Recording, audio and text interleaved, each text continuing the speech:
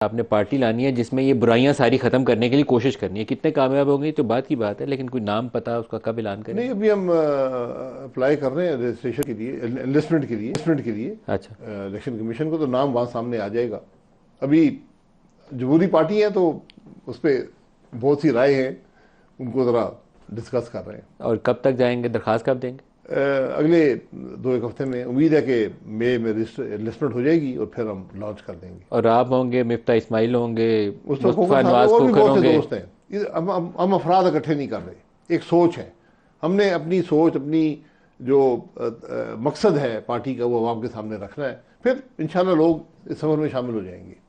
مفتاح صاحب آپ بتائیے، شاہد صاحب ابھی جو ہے نا وہ کثیر نفسی سے کام لیتے ہیں، لیکن 3 بندوں سے پارٹی نہیں چلتی. پارٹی کے لیے آپ کو سپورٹ چاہیے ہوتی ہے، اسٹیبلشمنٹ سے بھی ورکنگ ریلیشن شپ رہنی چاہیے، اس میں بھی کوئی برائی نہیں ہے.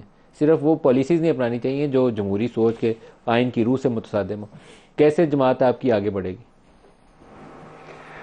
سر گزارش یہ ہے کہ جماعت آگے نہیں بڑھے گی تو کوئی بات نہیں، لیکن جو شاہد بھائی کہتے ہیں کہ نہ ہم کو کسی کا آشیرواد چاہیے، نہ کسی نے ہم کو آفر کیا ہے، تو ہم وہ سیاست نہیں کریں گے. اسٹیبلشمنٹ کی سیاست کرنے کے لیے تو پاکستان میں الحمدللہ پیپلز پارٹی موجود ہے، پی ٹی آئی موجود ہے، مسلم لیگ موجود ہے، دیگر پارٹیاں ہیں.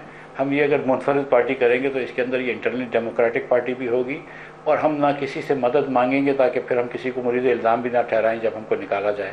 عوام کے ووٹ سے اگر آئے تو آئے، نہیں آئے تو کوئی بات نہیں. کوئی زبردستی نہیں ہے. پاکستان ول گو آن ویدر اور ناٹ شاہد عباسی اور مفتاح اسماعیل ایور کم ٹو پاور. ایک تو پہلی والی بات یہ ہے. دوسری بات یہ ہے سر کہ آپ یہ دیکھیں گے انشاءاللہ تعالیٰ کہ یہ نئی سوچ جو ہم لے کر آئیں گے وہ that will be represented by نئے چہرے، جو لوگ جن کا سیاست سے تعلق نہیں ہے، جو پروفیشنلز ہیں، جو اس وقت پاکستان کی فکر میں مند ہیں. ہم نے دیکھ لیا ہے کہ یہ ایگزسٹنگ پولیٹیکل پارٹیز کو کوئی ادراک نہیں ہے کہ پاکستان کے مسئلے کیا ہیں. پاکستان جو ہے اس وقت انڈسٹریل ٹیرف جو ہے وہ دنیا کے 8-10 جو ہمارے ہم پلہ ملک ہیں ان سب سے مہنگا بیچ رہا ہے. پاکستان انڈیجنس گیس جو ہمارے ہم پلہ ملک ہیں ان کو سب سے مہنگی بیچ رہا ہے. ہمارے برآمدات جو ہیں وہ بڑھ اس لیے نہیں رہی کہ ہماری پالیسیز غلط ہیں. ہمارے آدھے سے زیادہ بچے پڑھے لکھے ہی نہیں ہیں، اسکولوں میں ہی نہیں ہیں. تو آپ کوئی ایسی پالیسی نہیں کر سکتے جس کے اندر آپ ملک اشرافیہ کے لیے چلائیں، 1-2% پاکستانیوں کے لیے چلائیں اور باقی لوگ بھوکے ہوں، پیاسے ہوں اور جاہل ہوں، تو ملک آگے نہیں بڑھ سکتا. یہ چیزوں کو سمجھنا ہوگا.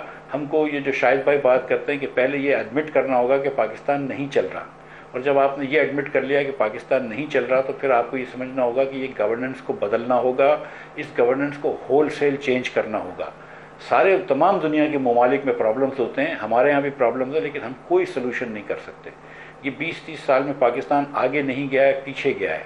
تو ہم کو خاندانی سیاست سے باہر نکلنا ہوگا، ہم کو ڈکٹیٹوریل سیاست سے باہر نکلنا ہوگا، ہم کو فیشسٹ ایٹیچیوڈ سے جو سیاستدانوں نے اپنایا ہوا ہے اس سے باہر نکلنا ہوگا، اور ایک سچ مچ ایک عزم کرنا ہوگا کہ پاکستان پاکستانیوں کے لیے ہونا چاہیے، جس کے اندر ہماری خواہش ہے. میں آپ کو سچ بتاؤں کہ نہ شاہد عباسی اس پارٹی کی طرف سے کبھی وزیر اعظم بنے، یا مفتاح اسماعیل یا مصطفیٰ نواز قریشی، بلکہ آج یہ آپ کے شو دیکھتے ہوئے کوئی 18-19 سال کا بچہ یا بچی ہو جو کبھی ہماری پارٹی جوائن کرے، 10-15-20 سال بعد وہ پارٹی کی صدر یا صدر بنے اور وہ پارٹی کو صحیح. لیڈ کر کے جائے.